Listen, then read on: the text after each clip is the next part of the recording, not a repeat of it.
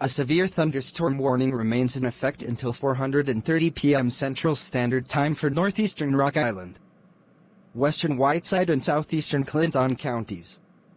At 4:04 p.m. Central Standard Time, severe thunderstorms were located along a line extending from Garden Plain to near Hillsdale, moving northeast at 35 miles per hour.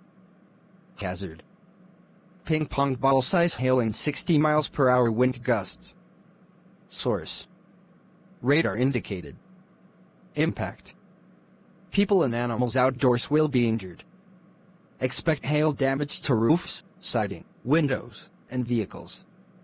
Expect wind damage to roofs, siding, and trees. Locations impacted include Clinton, Morrison, Comanche, Prophetstown, Port Byron, Erie, Garden Plain, Albany, Linden, East Clinton, Union Grove, Ustic, Fenton, Hillsdale, Portland Corners, Prophetstown State Recreation Area, Hamilton Corners, Morrison Rockwood State Park, Whiteside County Fairgrounds, and Newton Corners. This includes Interstate 88 between mile markers 11 and 31.